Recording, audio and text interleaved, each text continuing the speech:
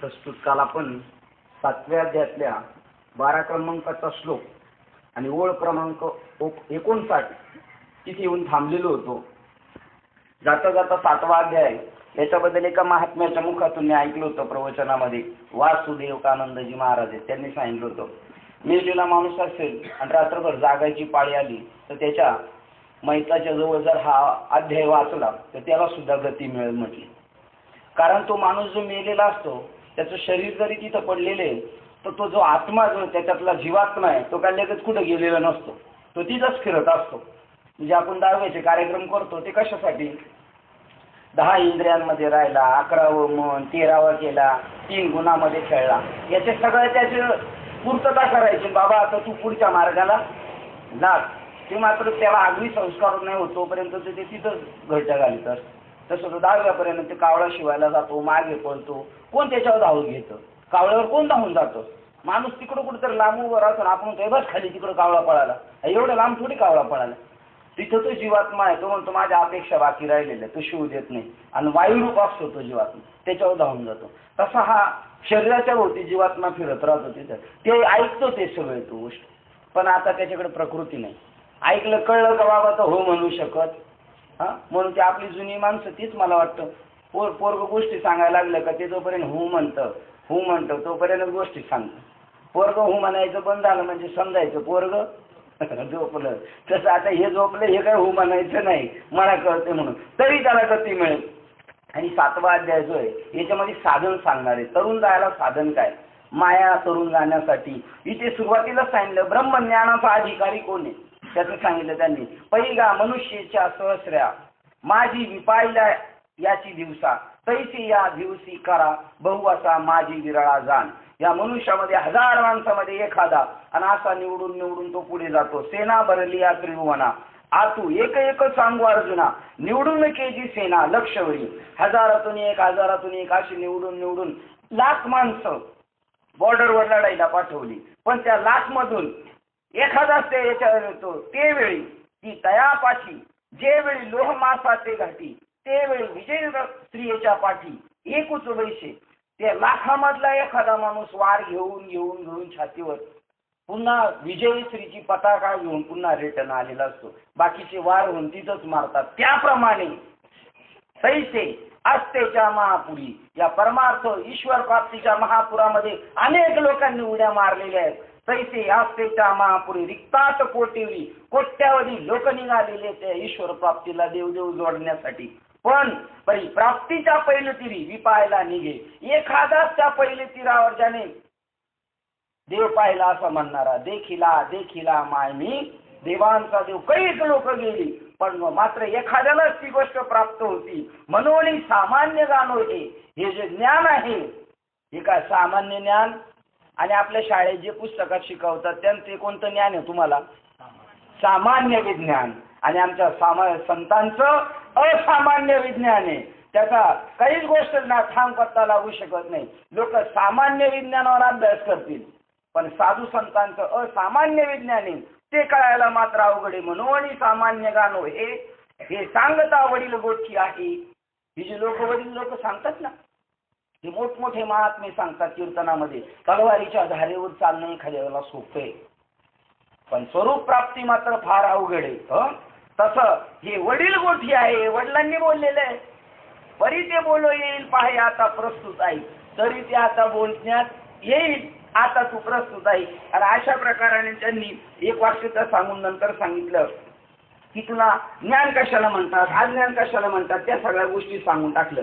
अर्जुना तया नाव ज्ञान येर प्रपंच हे विज्ञान.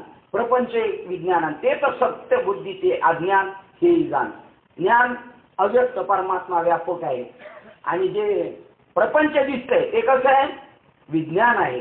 आणि ते तिथे सत्यबुद्धी ठेवणं म्हणजे हे खरं आहे बरं का, संसार खरा आहे बरं का. इथे सत्यबुद्धी ठेवणं त्याचं नाव अज्ञान. अजून एका ठिकाणी 14व्या अध्यायात सांगितलं अज्ञान कशाला म्हणजे आपुला आपण विसर्गा धनंजया. कोणाला विसर? आपुला आपण विसर्गा धनंजया तया नाव अज्ञान का. त्याला अज्ञान म्हणतात. आपलंच आपल्याला विस्मरण होणं त्याचं नाव अज्ञान. आता अज्ञान अवघे हरते विज्ञान निशेष करते आणि ज्ञान ते स्वरूप होऊन जाईल अशा गोष्टी सांगायला सुरुवात केल्या.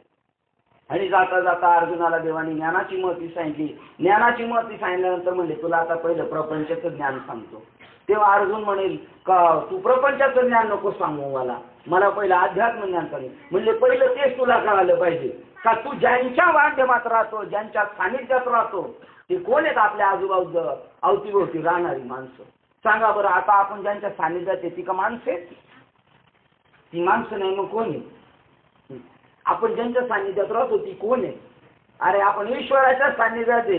हे अवतीभोवतीचं जगत ईश्वर आहे, पण तो जीवात्मा, तो परमात्मा ज्या ज्या कुडीत जातो आणि त्या कुडीशी तादात्म्य प्राप्त करतो आणि तेवढाच समजतो. आणि त्यामुळे तो संकोचित भूमिकेला आलेला आहे. दैत्य या स्थावर जंगमामध्ये देव नाही अशी एवढी रिकामी जागा नाही. एक जड चैतन्य, एक चल चैतन्य आणि एक स्थिर चैतन्य. झाडं झुडपं स्थिर चैतन्य, ते हलती नाही पण वाढ चालू आहे त्यांची, पण ते मात्र इकडं तिकडं काही जात नाही. तो प्रसाद आतमध्ये पाठवा, प्रसाद घेऊन आज जा.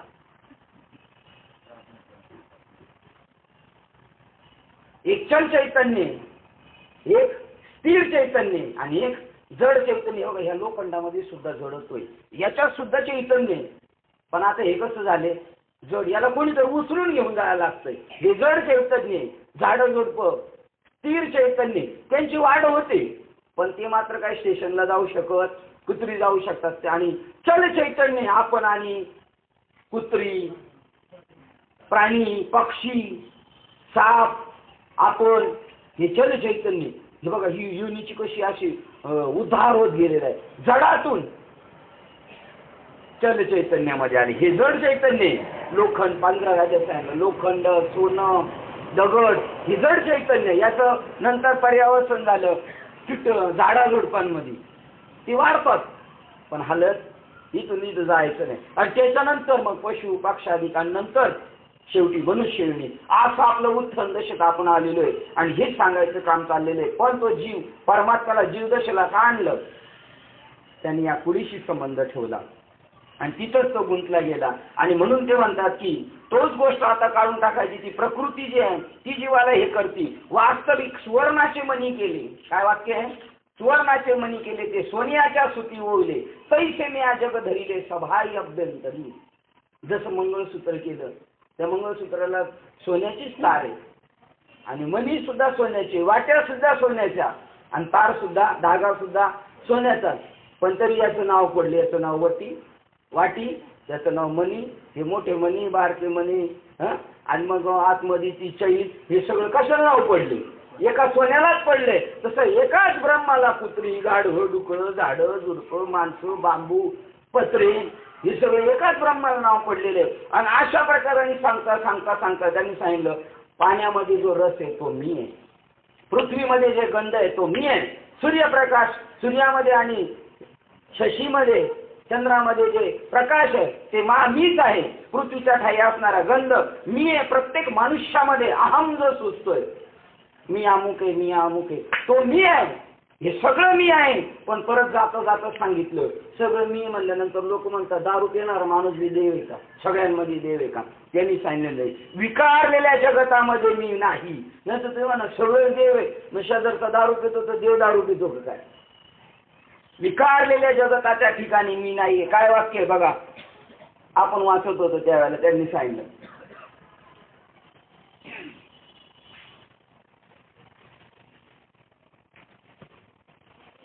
आणि हे जे सात्विक भाव, सात्विक पदार्थ आहे, जे राजसी पदार्थ आहेत, जे राजस व तामस भाव आहेत, सात्विक भाव, राजस भाव, तामस भाव, त्यांना माझ्यापासून झालेले असे तू जाण. हे जे सगळे गुण कोणापासून झाले? माझ्यापासून झालेले. पण मी त्यांच्यामध्ये नाही, त्यांच्या अधीन नाही आणि ते माझ्या अधीन नाही. हे 3 गुणामुळे माणूस काय बी करतोय. तो रजोगुणी माणूस विलासी जीवन जगतो, तमोगुणी माणूस दगडे तंटा करतो, सतोगुणी माणूस देवदेव करतो. हे 3 गुण माझ्यापासून झाले पण मी त्यांच्यापासून झालेलो नाहीये. मग त्यांनी सांगितलेलं, जसं उदाहरण दिलं, तुम्हाला सांगतो उदाहरण याच्यातलं सांगतो. यांनी उदाहरण दिली 2-3 उदाहरणं. यांनी काय उदाहरण दिले बा, सात्विक पदार्थ किंवा राजस तामदाधिक विकार आहेत ते माझ्या स्वरूपापासून उत्पन्न झाले पण मी नाही. ज्याप्रमाणे त्यांनी सांगितलं झाडाच्या बीजापासून झाड निर्माण झालं, पण आता त्या लाकडाच्या फळ्यांमध्ये बी नाही. बी आंब्याची कुई आंब्यामध्ये आणि एक खाली, पण मध्ये ज्या खोडामध्ये, फांद्यांमध्ये, पानामध्ये आंब्याची कुई नाही. तसा मी त्याच्यामध्ये नाही. धूर निघाला, त्या अग्नीपासून धूर निघाला, पण धुरामध्ये मी नाहीये. अजून काय सांगितलं?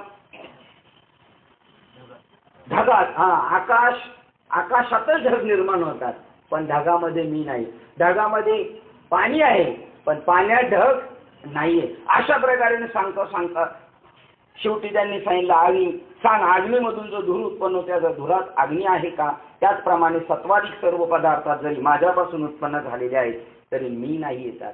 म्हणजे विकारलेल्या जगतात मी नाही. ज्या वेळेला रामायणामध्ये असा प्रसंग आला, सीतामातेला अशोकवनात नेऊन ठेवलं आणि त्रिजटा नावाची जी दासी होती तिची, बघा राक्षसांनी ती दासी ठेवल्या. राक्षसांनी दासी ठेवली, पकडून आणलेले. का ठेवली दासी? कारण तिला राणी बनवायची होती ना, म्हणून दासी ठेवलेली होती. नाही तर कोणाच्यासाठी कशाला कोणा उजरे करते. आणि ती दासी तिला विचारते, त्रिजटा, काय बघ सगळीकडे राम दिसतो ना तुला? ती म्हणली, हो सगळीकडे राम भरून पुरून उरलेला आहे. राम नाही अशी एवढी जागा नाही. मग माझ्या मालकामध्ये रावणामध्ये का नाही तुला राम दिसतो? का नाही त्याला तू स्वीकारत? ती म्हणली, त्यांनी काम टाकून यावा, मग मी त्याला राम म्हणून शिकवले. म्हणजे तो विकारलेला आहे आणि विकारलेल्या जगतामध्ये मी नाहीये. आणि अशा पद्धतीने मी नाही. त्यांनी आता पुढच्या श्लोकात पाहूया आपण. काल 12व्या श्लोकापर्यंत येऊन थांबलेलो होतो. ओळ क्रमांक 59. आता 13वा श्लोक बघा, लगेच खुल्ल करून टाकतो. कशात मी आहे, कशात नाहीये.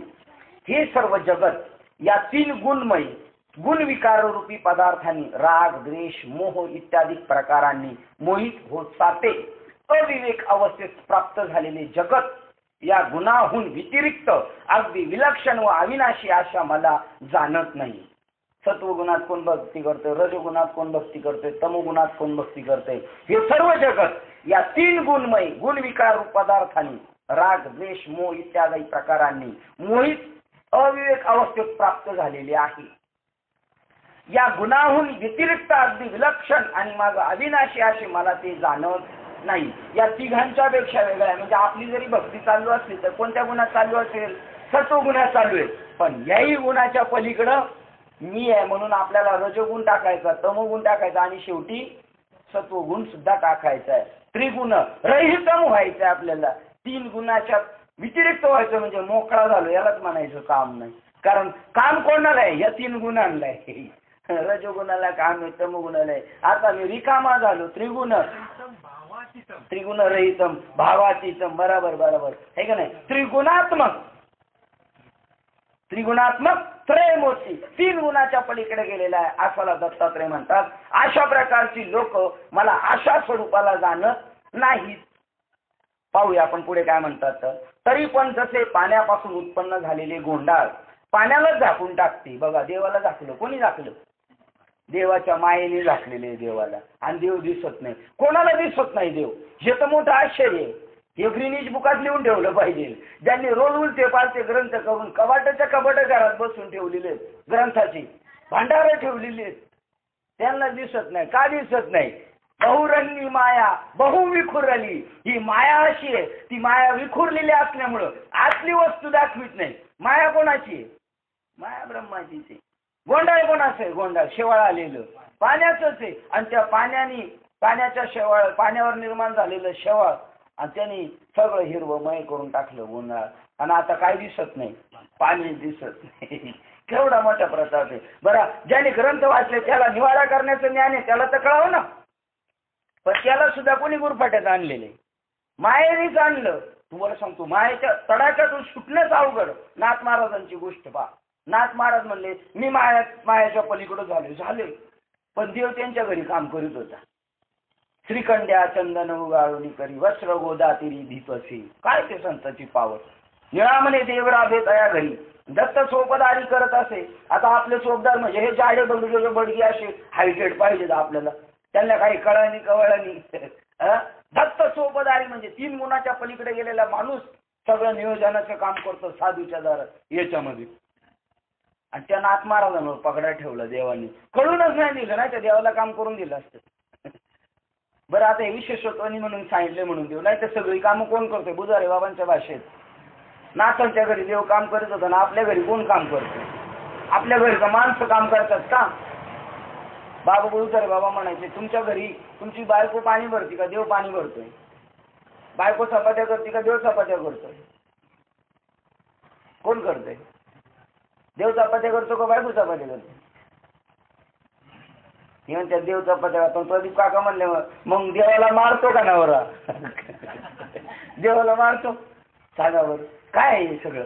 तरी पण जसे पाण्यापासून उत्पन्न झालेले गोंडा पाण्यालाच झाकून टाकते, किंवा ढगाच्या योगाने आकाश व्यर्थ लोपले जाते. आकाशाला झाकून टाकलं कोणी? ढगांनी. अरे अर्जुना, स्वप्न हे खोटे आहे असे म्हणता येते, पण आपण निद्रेच्या स्वाधीन झाल्यामुळे ते खरे वाटते. त्यावेळी ते स्वप्न आपल्यालाच आठवण होऊ देते का? आणि या झोपेमध्ये तुकाराम महाराज या स्वप्नात होते. काय करावं आता लोकांना? कसं काय समजणार? साधूचं तर ऐकायचं नाही आणि आपलं मात्र घोडं दामपेच जायचं. स्वप्नात येत आता का दिसत नाही म्हणले? शेवाळ्याने झाकून टाकलं पाण्याला. माणसांना माणूस समजायला लागली. कशामुळं? या मायेमुळं. आणि त्याच्यामुळे त्यांना देव दिसत नाही. बरं आता त्यांना जाग करायचं तर त्यांना असं वाटतच नाही अजून झोपलेलो आपण. काय सांगितलेलं? आपण झोपलो, जीवात्मा या कुडीत येऊन झोपला आणि झोपल्यावर स्वप्न पडलं आणि स्वप्नात तो म्हणतो मी संपत आंडे नांदे बाबा ही पडवळ काका आहे. गणेश मंदिर मध्ये आम्ही ज्ञानेश्वरी वाचतो रोज ऐकतोय. हे काय पडलेलं आहे जीवाला? हे स्वप्न आहे बरं का? तुम्ही ऐकता, मी सांगतो भगवान गणपतीच्या दरबारात आणि मंडपाच्या आत. हे काय? आता जर हे स्वप्न आहे तर आपली घरातली मडकी गायली ती काय घेऊन बसायचं आता? आता ते बी स्वप्न आहे. या स्वप्नात तुकाराम महाराजाला जाग केलं. आपल्याला जाग करणारे भेटले तर बरं. अर्जुना, स्वप्न हे खोटे आहे असे म्हणता येते, पण केव्हा? जागा झाल्यावर. जागा झाल्यावर म्हणून खोटे. पण झोपेत वाघ लागलाय माग, अंगाला घामाल्याशिवाय राहणारच नाही. कारण त्यांनी कल्पना केलेली आहे, माझ्या पाठीमाग खरं वाघ लागलेला आहे आणि मग घाम खोटा येईल होय. घाम बी खरा येणार. खोट्या वाघाने घाम कोणता आणला? खरा घाम आणला. तसं जगत खोटे आहे, पण खोट्या वाघाने लोक किती पळवले. कामाला जायचं, इकडं जायचं, तिकडं जायचं, नुसती पळापळी. अरे अर्जुना, स्वप्न हे खोटी आहे असे म्हणता येते, पण आपण निद्रेच्या स्वाधीन झाल्यामुळे ते खरे वाटते. त्यावेळी ते स्वप्न आपल्यालाच आठवण होऊन देत नाही. जेव्हा आपणच स्वप्नात असतो तेव्हा आपलीच आपल्याला आठवण होत नाही. हे असो. डोळ्यातील पाण्याचा गोठून तयार झालेला पडदा डोळ्याची दृष्टी मंद करीत नाही का? काय दृष्टांत दिला? काय दृष्टांत दिला? आपल्या डोळ्यात आपल्याच पाण्याने, डोळ्यातल्या पाण्याने पडदा तयार केला आणि आपलीच दृष्टी झाकली. कोणच्या पाण्याने? आपल्या डोळ्याच्या पाण्याने डोळ्याला झाकून टाकलं आणि आता दिसत नाही. तसंच आपलीच माया, देवाचीच माया, आणि त्या मायेने कोणाला झाकून टाकलं? देवाला झाकून टाकलं. काय उदाहरण आहे माऊलीचं. हे असो पाण्यातील, हे असो डोळ्यातील पाण्याचा गोठून तयार झालेला पडदा. मग आता किती काढायला काकाला पळापळी करावं लागली? तुम्हाला माहिती आहे, तर डोळ्याचा पडदा काढायला किती पळापळी करायला लागली. दिली तारीख, झालं ऑपरेशन थिएटर मध्ये आला दिवसाड, पुढची तारीख. पंढरपूरला जायचं थांबली. पंढरपूर कॅन्सल म्हणले, डॉक्टरने तारीख दिली. 1 ते 4 महिने चालले होते. कोणता पडदा काढायला? या चर्मदृष्टीचा पडदा काढायला पंढरपूर थांबवावं लागलं. बरं, गाड्या पंढरपूरला गेले आणि हे जेव्हा हॉस्पिटलला गेले डॉक्टर म्हणले परत पुढची तारीख पडली. सांगा बरं, डोळ्यावर, आपल्या डोळ्यावर आपल्याच पाण्याने आणलेला पडदा काढायला जर एवढी पळापळी आहे, तर ईश्वराची जी माया आहे तिच्यापासून सुटायला किती पळापळी करायला लागेल? तरी जडजडोनी अरे आईशी करी धावा धावी आणि चित्त लावी चरणापे. काय पानसरे बाबांनी प्रमाण दिलं? आईशी करी धावा धावी. अशी धावा धावी कर तर चित्त कुठं लागलं पाहिजे? देवाच्या चरणापे लागलं पाहिजे. त्याप्रमाणे माझ्या ठिकाणी हे असो डोळ्यातील पाण्याचा गोठून तयार झालेला पडदा डोळ्याचीच दृष्टी मंद करीत नाही का? प्रश्नचिन्ह. त्याप्रमाणे माझ्या ठिकाणी मिथ्या भासलेली सत्व, रज व तम या गुणांनी युक्त अशी माझी जी माया ती पडलेली सावली आहे, ती जणू काय या पडद्याप्रमाणे माझ्या स्वरूपाच्या आड आली व माया स्वश्रया स्वविषय आहे. हा शास्त्र सिद्धांत ज्ञानेश्वर महाराजांनी वरील 4-5 दृष्टांतात स्पष्ट करून सांगितला. ती देवाचीच आहे कशी सांगितलं, माया ही देवाचीच कशी सांगितलं. डोळ्यातल्या पाण्यानेच पडदा तयार केलेला आहे. अजून काय उदाहरण दिलं, आपल्यालाच स्वप्न पडलं, आपण आपल्यालाच घाबरलो. सांगा आता एखाद्या माणसाला स्वप्न पडलं आणि त्याच्या पाठीमागं 25 घोडे सवार तलवार घेऊन पाठीमागं लागले, म्हणजे आता त्याच्या पाठीमागं किती माणसं किती लागले, 25 घोडे स्वार म्हणजे 25 घोडे, 25 घोडे स्वार किती झाले 50, आणि त्यांच्या हातात असलेल्या तलवारी किती झाल्या 25, म्हणजे 75 वस्तू त्याच्या मागं लागलेल्या आहेत. कोणाच्या मागं लागल्या, झोपणाऱ्याच्या. बरं हे निर्माण केलेल्या आहेत का, याच्यापासूनच त्या तयार झालेल्या आहेत, यानेच तयार केल्या. आणि ही 75 माणसं यांनीच ही वस्तू तयार केली, याच्याच पाठीमागं लागलेली आणि यालाच भयभीत केलेले. मग ती खरी आहेत का, खरी आहेत ती खोटी आहे. पण त्या खोट्याने सुद्धा खऱ्याला घाबरून टाकलं. त्याप्रमाणे हे 2-3 दृष्टांत सांगून ती सावली आहे. म्हणून प्राणी मला जाणत नाही. का मला जाणत नाही, मायेचा पगडा आहे. आणि हेच माया हे विघ्न आहे. काय काकड्याचं प्रमाण आहे, किती बारकाईने एक एक वाक्याचा साधू संतांचा विचार करायचा.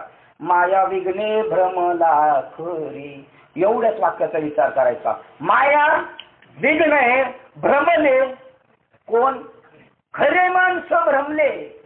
कशाच्या पाठीमागं, भ्रमाच्या. भ्रम खरा का खोटा, भ्रमले खरे, खरे भ्रमले. देवची बरे तुका म्हणे खरे तुम्ही, खरे भ्रमले आणि खोट्याच्या नादी लागले. माया विघ्ने भ्रमले खरे, खरे भ्रमले फिरत राहिले खरे. भ्रमले म्हणजे भरकंटी फिरणं. कोण फिरते, खरे फिरते. कोणला शोधायला, खऱ्याला शोधायला खरं फिरतंय. काशी बनारस कोण शोधतंय, खरे शोधतात. म्हणजे देवच शोधतोय कोणाला. आता किती वर्षांनी गाठ होईल सांगा बरं, देवच शोधतोय. देवाला शोधायला कधी गाठ होईल त्याची, त्याला जेव्हा जाणीव होईल का तू ज्याला तू शोधतोय तो तूच आहेस, ज्याला तू शोधतोय तो तूच आहेस, तत्वमसी ते तूच आहे, असं जेव्हा साधूकून बोधेल त्यावेळेस त्याची गाठ होईल. म्हणून प्राणी मला जाणत नाही. आणि माझे म्हणजे मद्रूप असून मद्रूप होत नाही. माझीच पोरं, म्हातारं म्हणतं पोरं आता मला ओळखत नाही, माझ्या जवळ येत नाही. बाबा तुमची पोरं माझीच आहेत, पण आता माझं ऐकती नाही. हे म्हणून प्राणी मला जाणत नाही. माझेच म्हणजे मद्रूप असून मद्रूप होत नाही, ते आता माझ्या जवळ येत.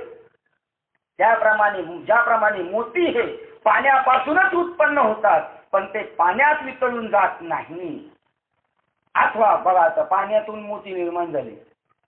शिंपलीमध्ये पाणी पडलं स्वाती नक्षत्राचं, शिंपली बंद झाली. कशामुळे मोती झाला, पाण्यामुळे. आता तो मोती पाण्यात टाकला, आता होईल का एक. पण त्याला जर एक करायचं असेल तर कुठं जावं लागेल. आता मागच्या वर्षी सांगितलं होतं, सांगा. आणि तुम्ही परत 2दा ऐकले त्याच्या अगोदर गावडे बाबांनी मी सांगितलं होतं, सगळं बाबांना विचारलं होतं. सांगा आता तो मोती परत कधी जाईल एकत्र एकरूप व्हायला. त्या मोत्याला राजहंसाच्या तोंडात जावं लागेल. राजहंसाच्या तोंडात ती पावर आहे का, तोंडात मोती पडला का त्याचं काय होणार. म्हणजे मूळ स्वरूपाला जायचं असेल त्या मोत्याला, फार मोती भारी आहे, कीर्तन भारी करतो मोतीराम महाराज, फार भारी कीर्तन करतात. अशा मोतीरामला कोणाच्या तोंडात जायला पाहिजे, हंस रूपी ब्रह्म. साधू दूध का दूध पाणी पाणी पाणी करतो, अशा हंसाच्या तोंडात जर गेला मोतीराम मोठा महाराज तर त्याचं काय होईल. म्हणजे ते मूळ स्वरूपाला जाईल. मोत्याचं पाणी झालं पाहिजे तरच त्या मोत्याला किंमत आहे, तरच तो मोती मुक्त झाला. नाहीतर या राणीच्या गळ्यातून त्या राणीच्या गळ्यात, त्याच्यातून कधी स्वराच्या हातात, कारण त्याची पळवच होईल. त्याला जर स्वतःला मुक्त करायचं असेल तर हंसाच्या तोंडात गेलं पाहिजे. म्हणून प्राणी मोती, ज्याप्रमाणे मोती हे पाण्यापासून उत्पन्न होतात, पण ते पाण्यात वितळून जात नाही. अथवा मातीचा घट करून तो कच्चेपणी मातीत मिळवला असता मातीत मिळतो, परंतु तो विस्तवात भाजला असता मातीशी न मिळता वेगळाच राहतो. त्याप्रमाणे सर्व प्राणी हे खरोखर माझेच अवयव अंश आहेत, परंतु मायेच्या योगाने जीवपणाला आले. म्हणून माझेच असून मद्रूप होत नाही, माझे असून मला ओळखीत नाही, कारण ते जीव मी आणि माझे या भ्रांतीने विषयांध झालेले. काय ओळ पा, ओळ क्रमांक 67. म्हणून माझे मी नव्हते. काय म्हणतात, माझे मी माझेच, पण मी माझेचे म्हणून माझेची मी नव्हती, माझेनी मजन ओळखती, माझेचेच पण मला ओळखत, म्हणून अहम ममता भ्रांती विषांत झाले. आणि याच युक्तीला धरून भगवान कृष्ण म्हणाले राधेला, राधा म्हणजे कोण आहे? राधा म्हणजे भक्ती. उलटी केली धारा, धार अखंडित ओघ आलीला. आणि त्या राधेला देव म्हणतात, ओळख मला ग राधे ओळख मला, ओळख मला राधे ओळख मला, कुणाचा मी कोण राधे ओळख मला, कुणाचा मी कोण राधे ओळख मला. कुणी म्हणे नंदाचा, कुणी म्हणे वसुदेवाचा, कुणी म्हणे नंदाचा, कुणी म्हणे वसुदेवाचा, ठाव नाही माय बापाचा ओळख मला, ठाव नाही आई बापाचा ओळख मला, कुणाचा मी कोण राधे ओळख मला. देव म्हणतो मला ओळखा. मलाच माहित नाही मला आई बाप कोणी, कारण देवाला आई बी नाही बाप बी नाही. कोणत्या देवाबद्दल हे बोलतात? त्यांच्या मूळ स्वरूपाबद्दल बोलतात. मला ओळखा, मी कोण आहे? मला आई नाही, मला वडील नाही, मला बाप नाही, मला कोण नाही, मला घर नाही, मला कुळ नाही, मला गोत्र नाही, असा मी आहे. आणि असं ज्ञानेश्वर महाराजांनी जेव्हा स्वतःला ओळखलं तेव्हा ते म्हणतात याती कुळ माझी गेले हरपून. कोणत्या यातीतला आणि कोणत्या कुळातला संपला माझं, कारण मला श्रीरंगा वाचूनी सगळंच ब्रह्म दिसायला लागलं. हे तू कोणत्या जातीचा, तू कोणत्या जातीचा राहील का प्रश्न? सगळंच एक ब्रह्म झालेले, सगळंच ईश्वरमय झालं, तर आता जात कोणाची पाहिजे? यामुळे याती कुळ माझे गेले हरपून, श्रीरंगा वाचून आणू नये, देवाशिवाय एवढी बी रिकामी जागा नाहीये. ते माया मी आणि माझे या भ्रांतीने विषयांध झालेले आहेत. आता अर्जुना, ही महत्वादी जी माझी माया ती पार तरुण तद्रूप व्हावे, ही स्थिती साध्य होणे कसे शक्य आहे? 14 नंबरचा श्लोक आहे. याच्यामध्ये आता साधन सांगितलेले फार अवघड. आता यांच्यात राहून यांना ओळखायचंय का हे देव? आणि हे मात्र ओळखता नाही. कारण का? पडदा आला ना डोळ्यावर. परत अजून दुसरं उदाहरण काय झालं, मोठी झाला ना तो, आता पाण्यात उडवू शकत नाही. आता अर्जुना, ही महत्त्वादी जी माझी माया ती पार तरुण मद्रूप व्हावी, ही स्थिती साध्य होणे कसे शक्य आहे सांग बरं. ही माया नदी निर्गुण ब्रह्मरूपी पर्वताच्या त्या तुटलेल्या कड्यातून मूळ संकल्परूपी उसळीने उगम होऊन लगलीच तिच्यात पंचमहाभूताचा लहानसा बुडबुडा निर्माण झाला. ही माया नदी कुठं तयार झाली? एक वाक्य मागं परत जाऊ. ही माया नदी निर्गुण ब्रह्मरूपी पर्वताच्या त्या तुटलेल्या कड्यातून मूळ संकल्प घेतला तिने, मी कोणतरी आहे, अहम आणि ममता हा संकल्प धरला. कोणी? मायेने. मी माया निर्गुण कुठून निर्माण झाली? निर्गुण ब्रह्मातून निर्माण झाली. आणि मग लगलीच तिने संकल्प धरला मी अमुक एका, लगलीच पंचमहाभूताचा लहानसा बुडबुडा निर्माण झाला. हे आपण सगळे बुडबुडे एवढे होतो, आता केवढे मोठे झाले. काही प्रमाणे का तुमच्याकडे? संसार नोहे देह अजून तरी सावध होई मुडा, संसार नोहे देह पाण्याचा बुडबुडा आहे. तो कधी सावध व्हायचा? हा बुडबुडा किती वेळ राहतो नदीवर? बुडबुडा जर भांड भरायला गेलो, बुडबुडा किती वेळ? 16 वर्ष, 17 वर्ष, 100 वर्ष बुडबुडा. आणि त्या बुडबुड्याची गणती सांगली 100 वर्ष बुडबुडा राहणार आहे. झालं त्याच्यात पण त्या बुडबुड्याचा हिशोब झाला. काय खेळण्यात, काय झोपण्यात, काय भाजण्यात शिवरली ते पाहिजे. बुडबुडा ना. हा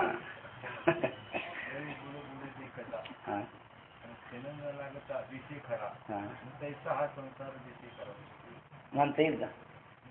मग म्हणा की. जरी बुड बुड देखता, हाय देखता देखता, जरी बुड बुड देखता, हाय देखता देखता, क्षण लागता दिसे खरा, क्षण लागता दिसे खरा, दिसे खरा दिसे खरा तैसा हा संसार पाहता हा पाहता पाहता तैसा हा संसार पाहता हा पाहता. जळी बुडबुडा दिसे खरा पण तैसा हा संसार पाहता पाहता हा खरा दिसतो, बुडबुडा खरा दिसतो. बुडबुडा किती वेळ खरा आहे तेवढाच वेळ संसार तो हा खरा. आता बुडबुड्याला जेवढा टाइम आहे तेवढाच संसाराला टाइम आहे, तरी तेवढ्या संसारात लोक लय ताट मानेने जगतात.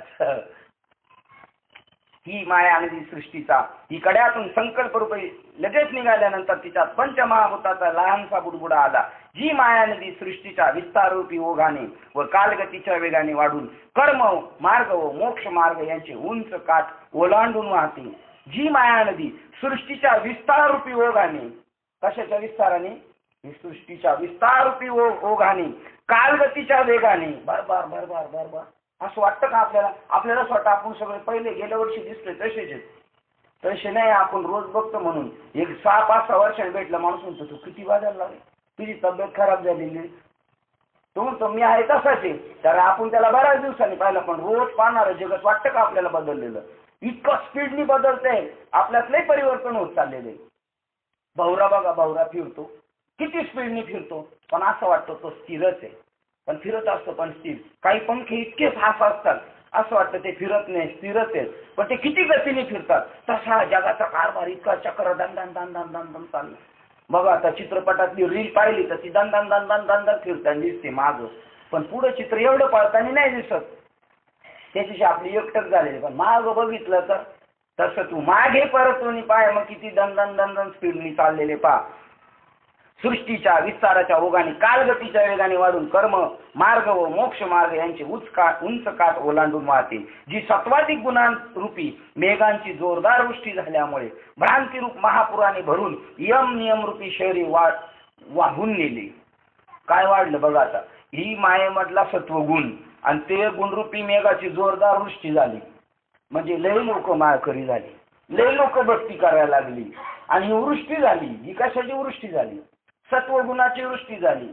आणि सत्वगुण कशातून निर्माण झालाय? मायेतून निर्माण झालेलं आहे.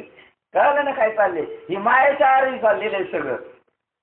जी सत्वाधिक गुणरूपी मेघांची जोरदार वृष्टी वाट झाल्यामुळे भ्रांतिरूप महापुराने यम नियमरूपी शहरे वाहून नेले. जी द्वेषरूपी बहुऱ्याने गच्च भरली असून मत्सरूपी वळणे जिला पडली आहे. द्वेष एकमेकाबद्दल या समाजामध्ये, हो, मत्सर वळणे सारखी निसट राहते, जिच्यात अवधानता इत्यादी मोठाले मासे तळपत आहे. नुसता वाटच बघते. शेजारच्याच का विकायला निघालं का आपण लगेच हे नुसते अवधान रूपी मासे, हे विषय रूपी जळातले मासे अवधान धरून कशावर? खोटा संसार खरा करण्यासाठी ते अवधान धरून, इकडं साधू अवधान धरून. हा शब्द आपल्या ह्याच्यातून सुटला नाही पाहिजे. आणि ते म्हणतात तेवढं आपल्या हातातून सुटलं नाही म्हणजे कमावलं. जिच्यात प्रपंचरूपी बेटाची वळणी असून कर्म मार्गाचा पूर येतो. कोणता पूर येतोय? कोणत्या माया नदीमध्ये कसला पूर आलेला आहे? कर्म मार्गाचा पूर येतो, जिच्यावर सुख दुःख रूपी केर कचराचं पुराळ तरंगत आहे. कचरा तरंगलेला आहे, सुख आणि दुःख, आणि त्याच्याच गर्भाला चालल्या अख्खा जगभर. तो लेख सुखाचे आणि हा लय दुःखाचे, दोघं मिळून काय केर कचरा आहे. केर कचऱ्याच्या चर्चा चालू आहे लोकांच्या. तो लय सुखाचे, त्याला कंपनीची गाडी घरी न्यायला. आता लोक म्हणतात एकदा का काम चांगलं पोरगा कंपनीत कॉलेजमध्ये पास झाला का कंपनीला तर त्याला तिथंच न्यायला येते. कुठं? कॉलेजला. मी म्हणलं तुला जर तिथं न्यायला आली तर तू इकडे येऊच नको, तू तिकडेच जात असा. सांगा बरं. हा, सुख दुःख रूपी केर कचरा. लोक म्हणतात तो सुखात आहे, पण कशात येतो? कचऱ्यातच आहे. तो कधी बाहेर निघायचा? एक दुःखात येतोय कचऱ्यात आणि सुखात येतोय कचऱ्यात आहे. आणि त्या दोघा कचऱ्याला साधू जवळ येतो. जे का रंजले गांजले, जे का रंजले गांजले, त्याची म्हणे जो फुले, तो साधू ओळखा देवाचे देती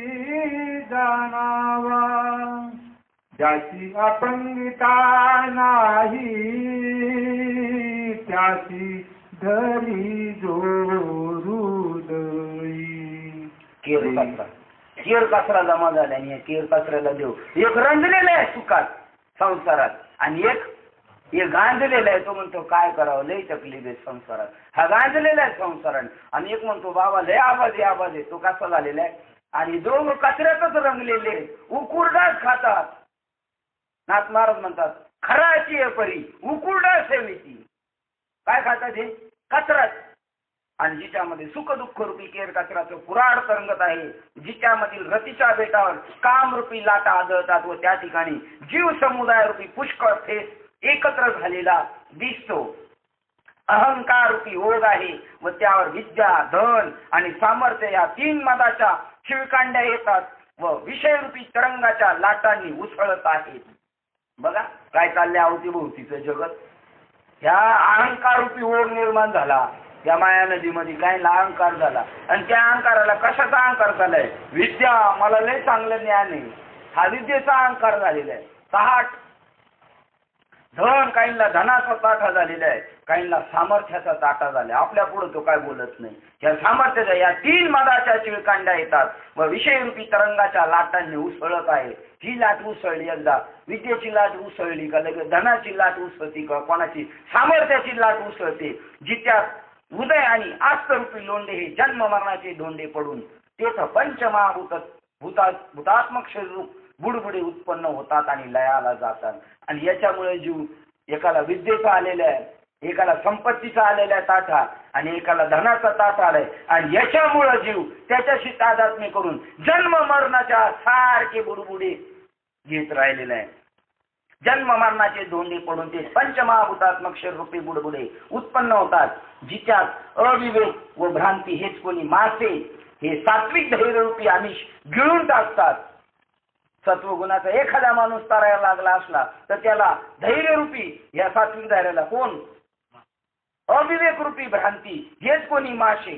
अविवेक आणि भ्रांती हे रूपी मासे ते त्याला पुन्हा माझा सात्विक माणूस जर वर निघायला लागला याच्यातून या मायावी जगतातून तर भ्रांती त्याला परत मारली. ते काय तिथं काय घेऊन बसलाय देव देव करून. देवाने कोणाचं भलं केलं तर तुझं करणारे.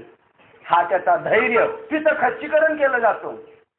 कशामुळं भ्रांती आणि अविवेकामुळे तो पुन्हा रिटर्न येतो.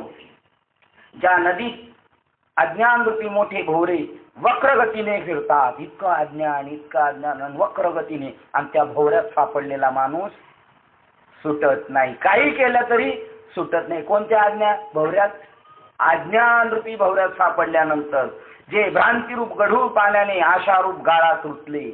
कोणती भ्रांती झाली. हे जग आहे देवाला व देवावर काय झाली हे जग आहे अशी भ्रांती झाली आणि त्या भ्रांतीरूपी गढूळ पाण्याने आशारूप गाळात रुतले. रजोगुणाच्या खळखळाटाने स्वर्ग प्राप्तीची गर्जना होत असते. ही कीर्तनकार बाबाची आता लिस्ट चालू झाली. पहिली कोणती झाली होती सत्वगुणाची भ्रांतीमध्ये. मी कोणतरी एक महाराज ही काय झालेली आहे महाराजाला ही भ्रांती आहे. त्या महाराजाला हे कळायला पाहिजे मी कोण आहे.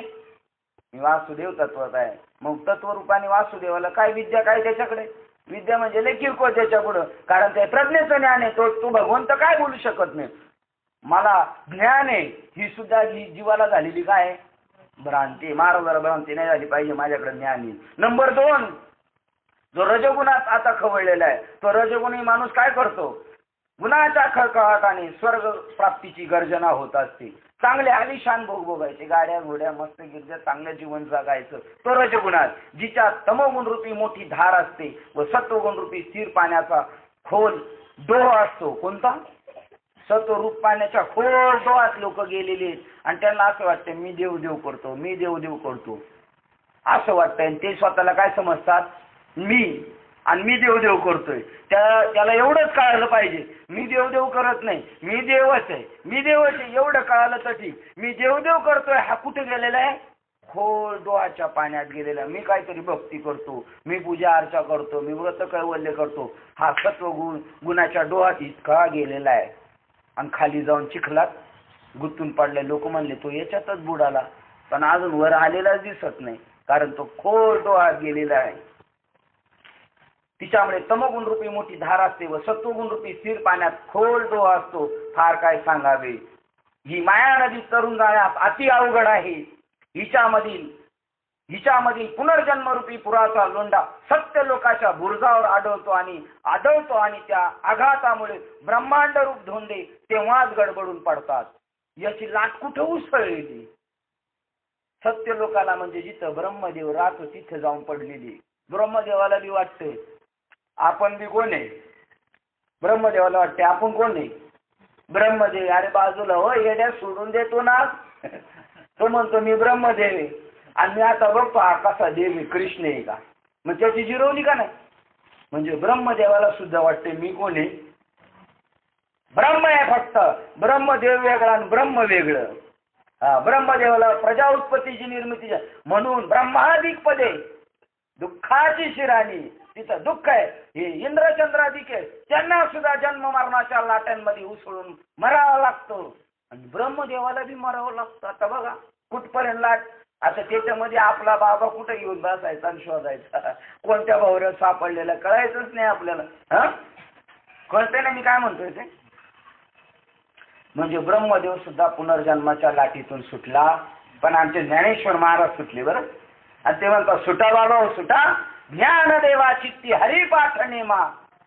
या शरीराच्या मागून मुक्त झालो मागली या जन्म. आता आमच्या पाठीमाग पीठ झाकून ठेवायची गरज नाही. आणि हे इंद्रादिक देव ब्रह्मदेव यांच्या मागे पीठ झाकून ठेवावं लागल. काय आपल्या हातात सापडलेले. आता बी लढ्यापणला फोन केला होता. ते म्हणले जुन्या जाणत्या माणसांचं का मी म्हणतो तर आपल्या हातात काय खजिना सापडलाय हे आपल्याला कळालं पाहिजे. नाही तर आपल्याला कळालं नाही आपल्या हातात काय तर आपल्याला लुटून खातील लोक. आपल्या हातात काय भेटलेलं आहे. एक शस्त्र भेटलेलं एवढा अनमोल खजिना जो ब्रह्मदेवाकडे नाही हो. ब्रह्मदेव वेळ झालेला आहे. तो सृष्टीच्या उपक्रमात आहे. त्याला नाही सुटता येत. काय वाक्य बघा इकडे गेल्यानंतर आपल्याला कळेल. पुढे गेलं पुनरावृत्तीच्या मापा ब्रह्मा देखील शीघ्र झाला. त्याला सुद्धा जन्म आणि मृत्यू आहे.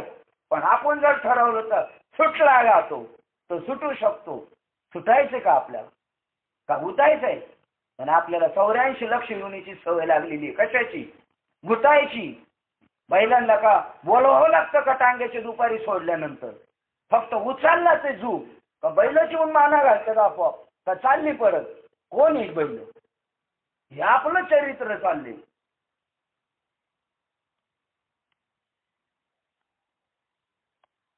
हिच्यामधील पुनर्जन्मरूपी पुराचा लोंढा सत्य लोकाच्या बुरजावर जाऊन आदळतो. म्हणजे ब्रह्मदेव सत्य लोकाला राहतो तिथं सुद्धा जन्म मरण त्याला सुद्धा सुटलेलं नाही.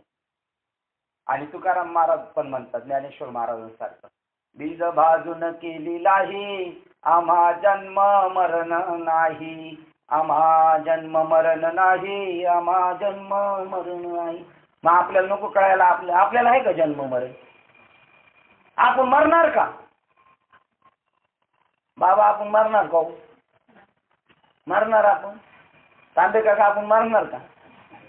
अरे आम्ही मरणार नाही. आम्ही मरणाला मारणार आहे. मरणा काय मरणच माझे मरून गेले. मरणाला मारणारा बेटर माणूस पाहिजे. अमावस्येच्या रात्री मी एकटा जाईल स्मशानात असा माणूस पाहिजे. इथं बेटर माणूस पाहिजे भक्ती क्षेत्रामध्ये. त्याच्यावर काही झालं तर तो म्हणतो मी मरणार नाही. बाबा नामदेव महाराजांचं उदाहरण. जरी हे आकाशावर पडो पाही. आकाश पडल्यावर खालचा माणूस राहील का. काय होईल त्याचा चेंदा मेंदाच होणार. गाडी गेली तर त्याच्यावर ही कंडिशन होती. आकाशावर पडो पाय. ब्रह्म गोळ भांगा जाय. अख्खं ब्रह्मांड भांगायला गेलं तरी वडवानळ त्रिभुवन खाई. तरी मी तुझीच वाट पाहे गा विठोबा. न करी आणि कांचा पांगिला. नामधारक तुझाची अंकिला. आता मला नाही. आता आम्ही अमर तत्वावर आरूढ झालेले. आम्ही न मारणार आहेत. तुकाराम महाराज म्हणतात आपला अनुभव असा झाला पाहिजे. ब्रह्मदेवाला जन्म आणि मृत्यू आहे. पुनर्जन्माच्या पुराचा लोंढा सत्य लोकाच्या बुरजावर आदळतो आणि त्या आघातामुळे ब्रह्मांड रूपी बुरजावर धोंडे तेव्हाच गडबडून पडतात. त्या पाण्याच्या वेगाने आज दर वाहत असलेला पूर अजून ओसरत नाही. काय ज्ञानेश्वर महाराज म्हणतात अजून सुद्धा जन्म मरणाची लाटी चालूच आहे. ती ब्रह्मांडावर उसळलेली लाट. इथून लाट जी उसळली ती पुढे जाऊन आदळली सत्य लोक, आणि तिच्यातून दगडाचे धोंडे निर्माण झाले. आणि आता तेव्हापासून जो झालेला काय म्हणतात ते पूर झालेला ते अजून ताब्यात आलेला नाही. हा तर 3 वर्षांनी तर येणार आहे तिकडं झालेला, पण अजून नाही. अजून सुद्धा त्याची झपाटी चालूच आहे. मृत्यू जन्म मृत्यू जन्म मृत्यू हे चालूच आहे. त्या पाण्याच्या वेगाने आज जर वाहत आलेला पूर अजूनही ओसरत नाही, अजूनही तो पूर वाहतोच आहे. कोणता? जन्म आणि मृत्यूचा. अरे असा हा मायापूर कोण तरुण जाईल? आणखी येथे एक मोठे नवल आहे, ते हे की या नदीतून तरुण जाण्याला जे जे म्हणून उपाय करावे ते अपाय तोडतात. ते कसे तर ऐक. कोण तरुण जाईल? ब्रह्मांडापर्यंत लाट उसळलेली आहे. आता हा कुठपर्यंत पोहणारा, किती पोहणारा तरुण जाईल तिथं? आणि जेवढ्यांनी प्रयत्न केले आता त्यांचे दाखले. कोणी प्रयत्न केले, कोण कोण बुडाले. कोणी स्वतःच्या बुद्धिरूपी बाहुबळावर हिच्यातून तरुण जावे म्हणून हिच्यात उडी टाकतात, पण ते कोणीकडे गेले त्याचा अद्याप पत्ता लागलेला नाही. या समुद्रात ते म्हणले आम्ही बाहुबळावर पोहून जाऊ आणि तरुण जाऊ. तरू नाही तरणार बा. किती गेले त्याचा अजून पत्ता नाही. गेले पुढे जन मागुता नाही आले, अजून पत्ता लागला नाही. दुसरे कोणी एक ज्ञानरूपी डोहात गर्वाने पार गिळून टाकले. ज्ञान फायदेशीर आहे, पण ज्ञानाने काय नाही झालं पाहिजे, पण तू होतोच. विशेष न लगे नवल अहंकाराचे गोठी, विशेष न लगे अज्ञानाचे पाठी, सज्ञानाचे झोंबे कंठे, नाना संकटी नाचली. ज्ञान झाल्यावर अहंकारच होतो. आणि म्हणून नाथ महाराजांनी माहितलं ना, ज्ञान झाले पण मला प्रेम दे. भक्ती प्रेमाविन ज्ञान नको देवा. म्हणजे ज्ञान नको असं नाही, ज्ञान पाहिजेच, पण भक्तीचा ओलावा पाहिजे, प्रेमाचा ओलावा पाहिजे. नाही तर लगेच माणूस पाहतो. हे ज्ञानामध्ये हे गिळून टाकले, ज्ञानाच्या अहंकारामध्ये. आणि म्हणून नामदेव महाराजांनी काकडे सांगितलं, ज्ञान गिळून गावा गोविंद गा.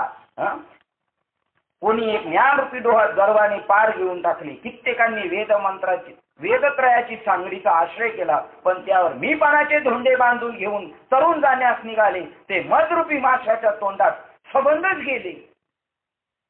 वेदाची काय केली? सांगडी केली तरुण जाण्यासाठी, पण त्याच्यामध्ये अहंकार ठेवला मीपणाचा, ते बुडून गेले. कोणी एकाने तारुण्याच्या बळरूपी कासपेटा कमरेस बांधून मदनाच्या कासेला लागले, तो त्यांना विषयरूपी मगरीने चघळून टाकले. मग ते वार्धाक्यरूपी लाटामध्ये तरंगत जात असता मती भ्रंशरूपी जाळ्यात सापडतात. हे म्हातारे सगळे मंदिरात येऊन बसलेले. त्या गणपती मंदिरात औरंगाबाद मधले सगळ्या म्हाताऱ्या बसायच्या. मग ते म्हाताऱ्या मंदिरात बसले तर का देवाच्या चर्चा करतात का? तुझी सुनाशी माझी सुनाशी. त्या मंदिरातल्या ट्रस्टीने पाहिलं म्हाताऱ्यांना पहिल्या बाहेर बसा म्हणजे इथे येऊन देवाच्या चर्चा करायच्या. तर आता आयुष्यभर यांनी संसार केला, आता यांना देवळात ठेवून हे काय करणार? नाती भीती घेऊन यायचं नाही कीर्तनाला भजनाला, कधीच नाही. गुंजाळ बाबाची वाक्य परवा गेलो त्यांच्या गावाला, तर सांगितलं म्हणलं गुंजाळ बाबा पुढं त्यांचं सगळं तोंडात यायला लागलं. ते म्हणले आत्याबाई ओळी ती वाती, दिवा लावायला वाती, आत्याबाई ओळी ती वाती, सांभाळी ती नाती, ऐकती पोथी, आणि सुन म्हणती तिला काय कळती माती. काहीच लक्षण घेऊन नाही यायचं. मंदिरात गेलो लक्षण घेऊन जातात. कोण नाचू घेऊन जात, कीर्तनाला नाचू घेऊन येतो, लय हौसनी घेऊन जातो. गळ्यात घ्यायचं अजून बाजूला. हे लक्षण नाही पाहिजे. अशी गप बसणारी पाहिजे काय? बरं ग बसणारी चालली. हे म्हातारे ते म्हणतात बघा, एक कोणी तारुण्याच्या बळकट कमरेला कमरपट्टा बांधून मदनाच्या कासे लागले, विषयच ठेवले, आणि त्यांना विषयरूपी मगरीने चघळून आता नुसतं लट लट लट लट लट लट करते. आणि मग ते वार्धक्यरूपी लाटामध्ये तरंगत जात असताना दिसले. म्हातारे जे दिसतात ते कशात चाललेत? वार्धक्यरूपी लाटावर तरंगत चाललेले आहेत आपोआप. जाळ्यात सापडतात, त्यायोगे चढूकडून जखडले जातात, सगळीकडून जखडले जातात. हा रोग तो रोग तो रोग तो रोग. आणि शोकरूपी कड्यावर आपटले कोण? हे सगळे म्हातारे. शोकच आयुष्यभर. काय पोरग चांगलं नाही, सून चांगली नाही, अमुक चांगलं नाही, हे काय? हे शोकरूपी. कारण आयुष्यभर त्याच्यातच जीव घातला ना, आता ते तुम्हाला तेच बाहेर काढतील जोडून. आणि उलट हे उपकार समजायचे बरं का. सून आपलं ऐकत नाही, पोरग आपलं ऐकत नाही का समजायचं. ती देवाचे काय आहेत आपल्यावर? उपकार. कारण त्यांच्या मायाच्या लचंडात गुंतणार नाही. मर कायच्या तुझं खाता, मला काय करायचं नाही. ही वैतागून म्हातारी म्हणतील ना, म्हणजे त्याच्या मायातून सुटले. पण त्यांना तसं नको, ते म्हणले सुटायचं नाही, आम्हाला मानाच अडकवायचं. आणि मग शोकरूपी कड्यावर आपटले जातात आणि पुढे क्रोधरूपी भोवऱ्यात गुरफटले जातात. त्यातून कोठेवर डोळती काढतात न काढता तोच आपत्तीरूप गिधाडे त्यात टोचून खाऊ लागतात. मग ते दुःखरूप चिखलाने माखले जातात व मग मरणरूपी गाळात रुतले जातात. अशा प्रकारे जे कामाच्या मागे लागले ते असे फुकट जातात. कोणी यज्ञाधिक क्रियारूपी पेटी बांधून आपल्या पोटाखाली घेतात. करायला निघाले यज्ञ करू आणि म्हणतात यज्ञ करून स्वर्गाला जाऊ. काय 89 ओळ बघा. एकी यजन क्रियेची पेटी बांधून घातली पोटी, ते स्वर्ग सुखाच्या कपाटी शिरकोली ठेले. यज्ञरूपी करून नेलेच शेवटी आणि कुठे गेले?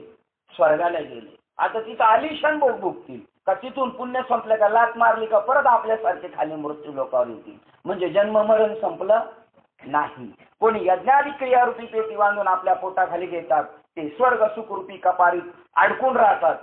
स्वर्ग सुख म्हणजे काय?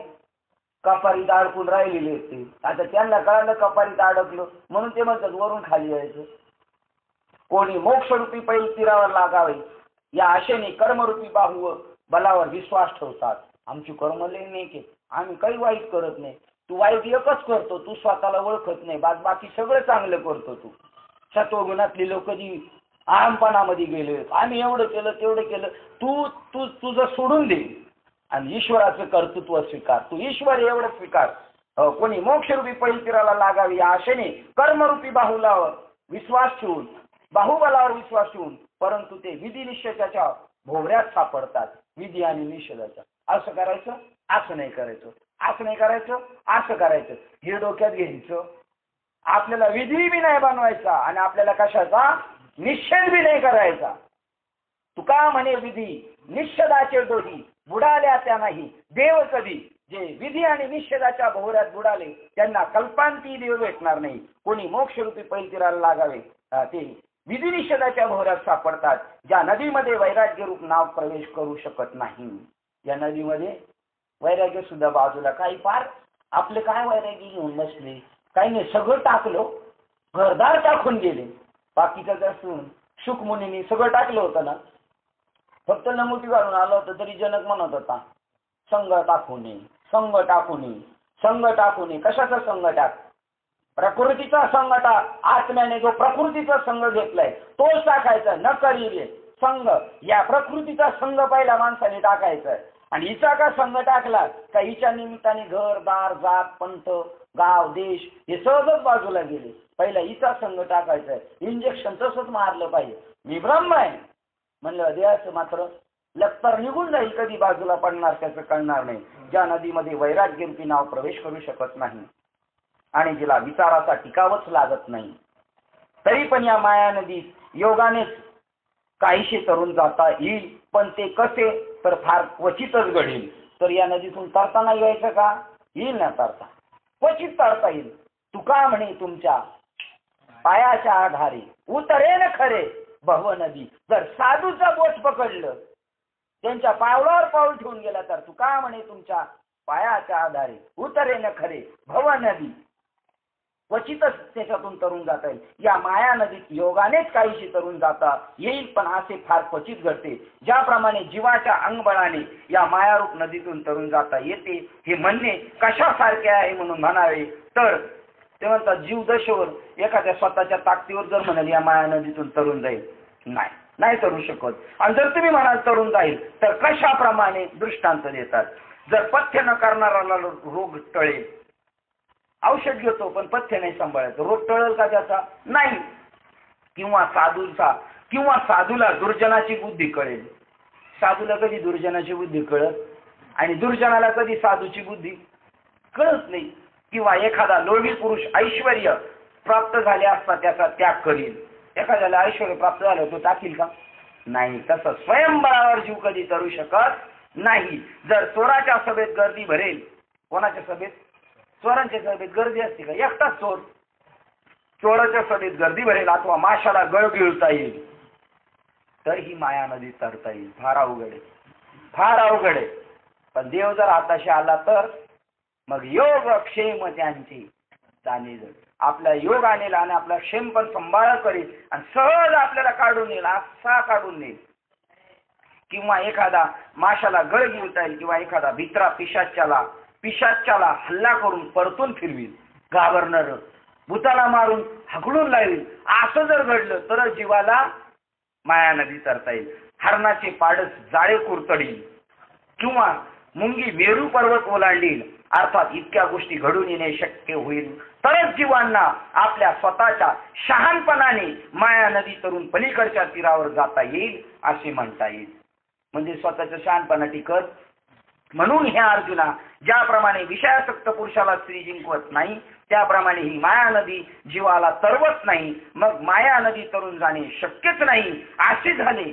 असे म्हणशील तर तसे नाही, त्यात एक उपाय आहे तो असा. आता उपाय सांगतात आणि इथं मात्र लक्ष देऊन ऐकायचं. एवढं डेंजर सांगितलं, एवढं डेंजर सांगितलं, अवघड, लय अवघड.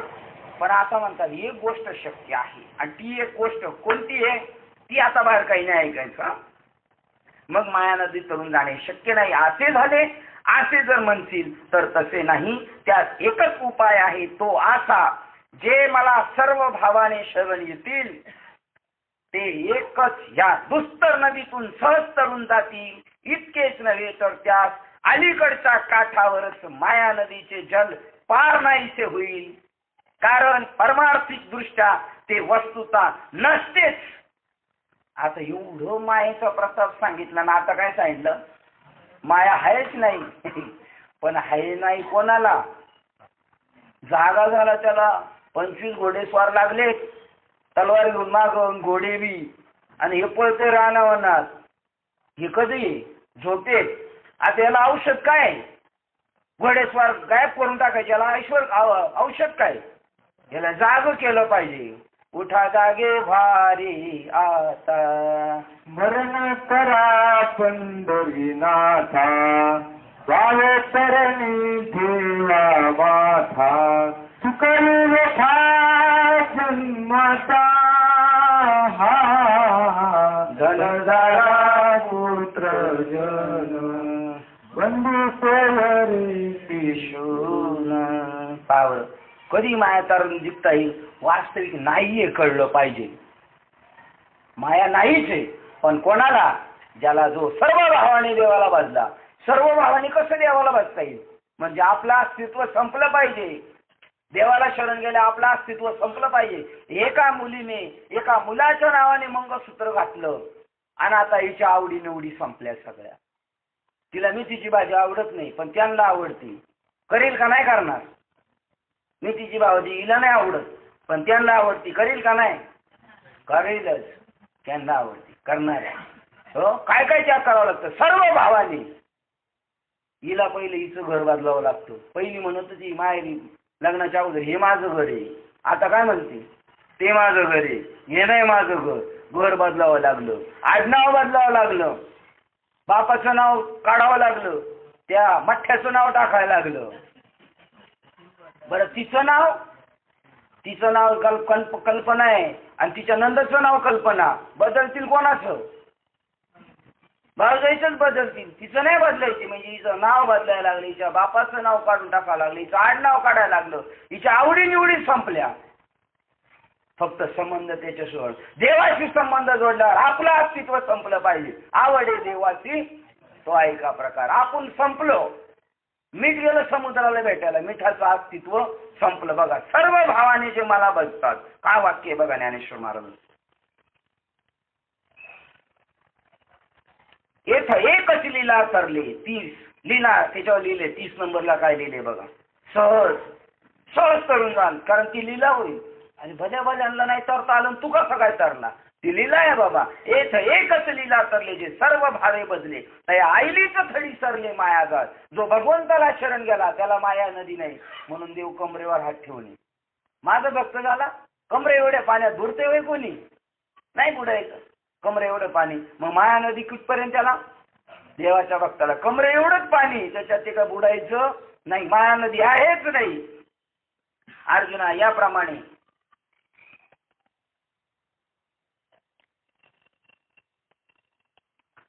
अलीकडच्या काठावर माया नदीचे जल पार नाहीसे होऊन गेले. कारण पारमार्थिक दृष्ट्या वस्तुता नसतेच.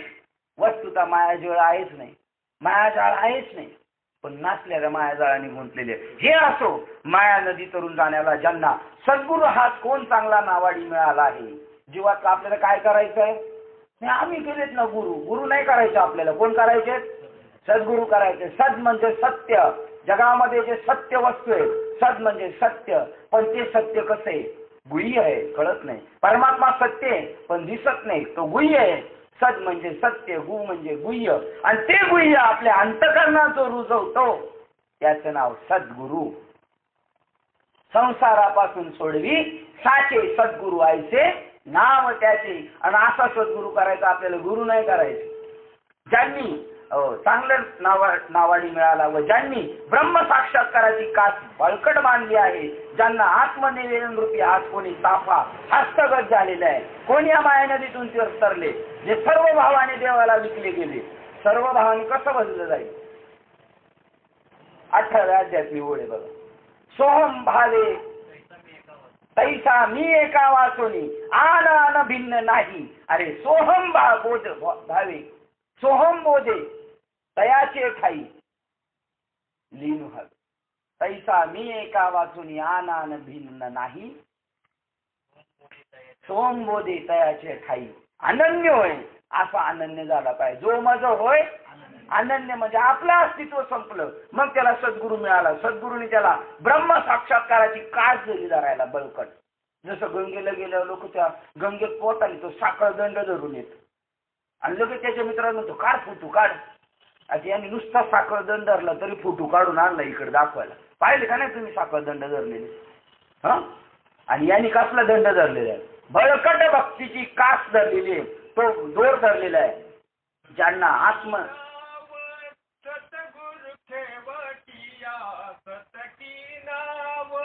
सतगुरु ठेवटिया भवसागर तर आयो पायो जी मैंने राम रतन धन पायो पायो जी मैंने राम रतन धन पायो. सद्गुरु रूपी नावेत बसले ते, आणि भव जावातून सद्गुरु नावाडी आहे. आणि नाव हे नाव आहे, जे भगवंताचं नाम आहे ना, ही नाव आहे. आणि त्या नावेची नावाडी कोण आहे? सद्गुरू आहे. आणि त्याच्यामुळं पायो जी मैने राम रतन धन पायो. आत्मनिवेदन हाच कोणी ताफा हस्तगत केला. राम रतन धन पायो. काय हस्तगत केला? आत्मनिवेदन रूपी हा ताफा हस्तगत झाला. जे अहम भावाचे ओझे टाकून, मी देह आहे हे ओझ टाकून, विकल्प रूपी वाऱ्याच्या झुळका चुकून, विकल्प निर्माण होतो त्या झुळकून, आणि संसारावरील प्रेम पाण्याची धार चुकून. संसारावर प्रेम आहे ना आपला अजून? आपलं काय, आपल्या बापदाद्यांचं आहे अजून. आपले जे वर जाऊन बसले त्यांचं अजून संसारावर प्रेम आहे, आणि तेवढं सुटलं पाहिजे आपलं. संसारावरील प्रेम रूपी पाण्याची धार चुकून जीव ब्रह्माचे ऐक्य हाच उतारा. उतार सापडला ना, उतार सापडला म्हणतो नदीमध्ये. आता मला उतार सापडला, आता मी तरेन. कोणता उतारा सापडला पाहिजे? उतार. उतार नाही तो उतारा म्हणलेला दुसरा उतारा आमोशीचा यायचा. जीव ब्रह्माचे ऐक्य हाच उतार असलेल्या पाण्यात बोधरूपी ताऱ्याच्या आश्रयाने निवृत्तीच्या पहिलीकडील तीरावर झेप घालून सत्वर निघाले. अथवा वैराग्य रूपी हाताने पाणी तोडीत, हे संसारातले हे नको मला, ते नको मला, ते नको मला. पाणी नको म्हणतो, पाणी नको म्हणतो, तेव्हा तो सुटतो. पाणी मला पाहिजे म्हणलं, पाणी लगेच त्याला खाली आत घालतो. पाण्याला लाटा मारता आल्या पाहिजे. तसंच संसार, संसाराला लाटा नाही मारल्या का संसार आपल्याला गुडूप करून घेतो. काय प्रमाणे? लाथाळीला संसार केला षडउर्मी समा. संसाराला लाट मारलं जसं पाण्याला लाट मारतो पोहणारा, तसं वैराग्य रूपी हातांनी पाणी तोडीत अहम ब्रह्मच्या भावावर बळावर पोचत अनायासे मुक्ती रूपी तटावर अचूकपणे बाहेर निघतात. 101 नंबरची ओळ. काय ओळ सांगते? 101 नंबरची. कसे तरुण गेले ते? वैराग्य रूपी हाताने पाणी तोडत अहम ब्रह्म, मी ब्रह्म आहे. सोहम, मी ब्रह्म आहे, मी ब्रह्म आहे. ब्रह्म बघा ते एक प्रमाण असे. सोहम माझे नाव, ब्रह्मपुरी आलो मी. सोहम माझे नाव, मी ब्रह्मपुरी आलेलो आहे राहण्यासाठी. जगी विस्तरलो माझा मी. सगळं तेच विस्तारलेले. ज्याला ही गोष्ट कळेल मी ब्रह्म आहे, या भावाच्या बळावर पोहत आणायचे निवृत्ती रूपी तटावर अचूकपणे बाहेर निघतात. याच एका उपायाने जे मला वाचतात तेच हे माया नदीतून तरुण जातात. परंतु असे भक्त अगदी थोडे आहेत, फार नाही. काय वाक्य बघा. इथं एकच लीला तरले, जे सर्व भावे मज बजले, त्या आईलीच थडी सरले मायाजाळ. जे मला अनन्य भावाने शरण आले का त्यांना मायाजाळ संपलं. ते उपरतीच्या वावी सेलत, सोहम भावाचे थावे पेलत. मग अनकळीत न कळत, आपल्याला काय न कळता कळता आपण कुठपर्यंत आलो. गोपाळ बाबांचं कीर्तन झालं. म्हणले मी परीक्षा देता देता देता देता कधी परीक्षक झालो माझं मलाच कळालं नाही. भटवाडीमध्ये म्हणले कीर्तन करता करता काय, मग अनकळीत निघालो निवृत्तीच्या तटावर. मी निवृत्त झालो, या मायेतून तरुण गेलो. ज्यावेळेला मी माझा ब्रह्मभाव जागृत केला, या येणे उपाय जे भजले तेच माझी माया नदी तरले. आईचे भक्त मी पाहिले बहुवस नाही. आणि ही तरण्याचा उपाय सांगितला. ज्ञानदेव म्हणे तरलो तरलो आता उद्धरलो गुरु कृपेत. कारण त्या एकाशिवाय इतर सर्व जीवांना अनादी कालापासून अहंकार रूपी भूताचा संचार झाल्यामुळे आत्मस्वरूपाचा विसर पडला. का बुडले बाकीचे असे भक्त एक का? त्यांना कळालं मी ब्रह्म आहे, आणि बाकीच्यांना ब्रह्मपानाचा विसर पडला आणि अहंकार मी संपत हंडे आहे. हे काय झालं? त्याला अहंकाराचा भूत संचारू म्हणून पडला विसरू आत्मबोधाचा. ज्याला आत्मबोधाचा विसर पडला तो माया नदीमध्ये बुडाला, आणि ज्याला आत्मबोधाची स्मृती मिळाली तो त्याच्यातून तरुण गेला. कारण त्या एकाशिवाय इतर सर्व जीवांना अनादी कालापासून अहंकार रूपी भूताचा संचार झाल्यामुळे आत्मस्वरूपाचा विसर पडला आहे. अशा स्थितीत त्यास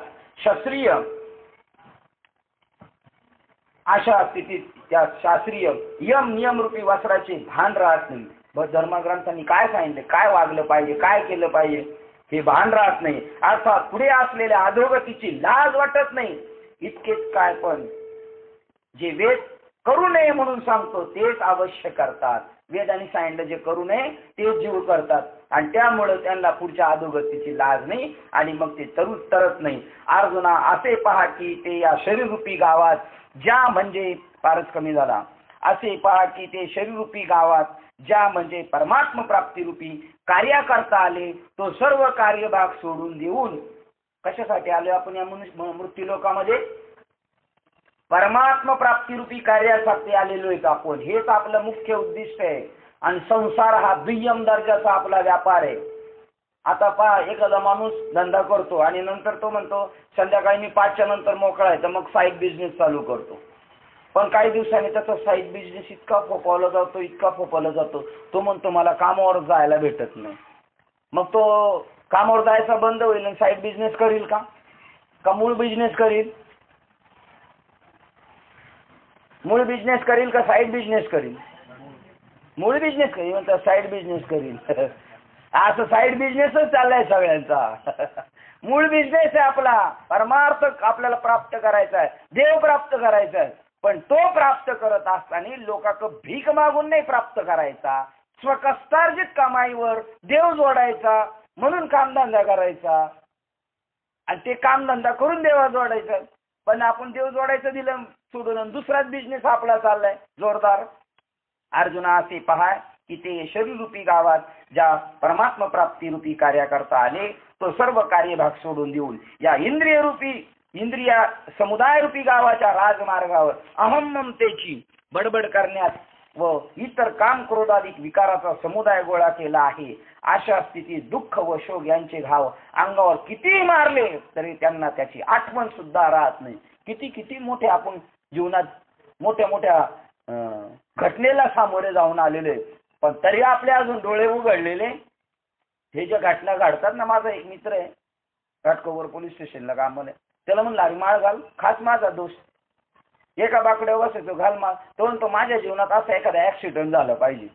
ऍक्सिडेंट म्हणजे ड्रायव्हर म्हणलं मला वाटलं ठोकठाक का, तो म्हणला नाही अशी काहीतरी एक घटना घडली पाहिजे, मग मला कळेल का देवाशिवाय काय पर्याय, आणि मग मी येईल. आता आपल्या घटना तर बऱ्याच होऊन गेल्या अशा, तरी आपण अजून डोळे आता उघडी डोळे जरी तुझं अद्याप न कळे. मातेच्या खोळा दगड आला पोटाशी, आईच्या पोटात दगड वाढलं का तू 9 महिने, तुला एवढं कळत नाही साराने असं. बरं हे असं जसं मागे गाढवाला राग आला ना, तुम्ही माझा अपमान करता म्हणले, माझी पदवी त्याला देता, तसं दगडाला सुद्धा अपमान वाटला. मी काय दगड आहे काय म्हणले मातेच्या पोटात, तुम्ही का दगड होते का तुकाराम महाराज म्हणतात. पण त्या दगडाने सुद्धा ऑब्जेक्शन घेतलं. हो त्यांच्यापेक्षा मी श्रेष्ठ आहे, या माणसांपेक्षा दगड म्हणतो मी श्रेष्ठ आहे. आणि मग तुकाराम महाराज म्हणले बरोबर आहे तू म्हणतो, या दगडांना हे कळ, यांना दगड म्हणणं चुकीचं आहे. तुका म्हणे आईशी बुद्धी ज्याची जड, त्याहून दगड बरा देवा. म्हणजे आपल्यापेक्षा दगड बरी. बघा आता हे आपलं चरित्र चाललंय हे का नाही.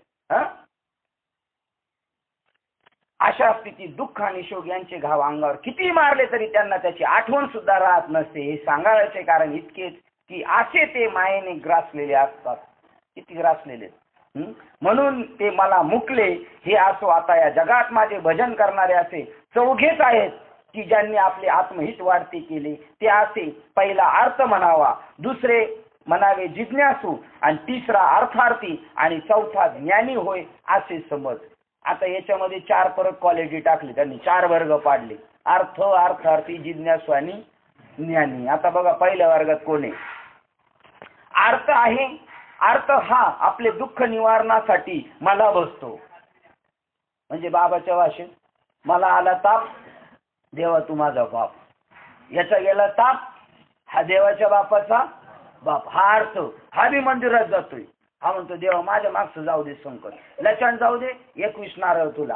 आता आलाय गणपती बाप्पा, हा विघ्नराज आहे. ज्ञानेश्वर महाराज म्हणतात हा विघ्नराज नाही. विघ्नराज म्हणजे काय, विघ्नांचा राजा. हा विघ्नांचा राजा आहे, हा विघ्नहर आहे. कोण आहे हा, विघ्न घालून टाकतो. पण लोक म्हणतात हा विघ्नराज आहे. म्हणजे तुमच्या आता डोंगरच्या डोंगर पाडणार विघ्नाचा राजा. देव म्हणतात, लोक म्हणतात त्याला वक्रतुंड महाकाय. ज्ञानेश्वर महाराज म्हणतात तू कळलाच नाही यांना. काय वाटते पुढे 18व्या अध्यायात, तू कळलाच नाही यांना, तू वक्रतुंड नाही, तू सरळ तोंडाचा आहे. पण या वाकड्या तोंडाच्यांना सरळ तोंडाचा नीट कळत नाही.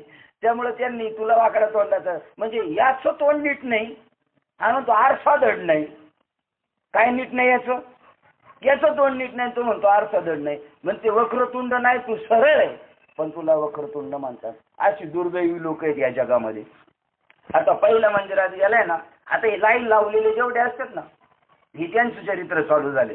दुःख निवारणासाठी मला बसतो, मुमुक्ष ज्ञान प्राप्ती करता मला बसतो, आणि तिसरा अर्थार्थी, तो द्रव्य, पुत्र इत्यादी प्राप्तीच्या इच्छेने मला बसतो. आता हे 3 गेलेत, पण तरी पण ज्ञानेश्वर महाराजांचं हृदय, ते म्हणतात काय, ते आत्महितासाठी निघालेले जातील. काही का होईना देवाकडे गेले ना, 2-4 ठोके बसल्यावर कळला याच्यात काय मजा नाही.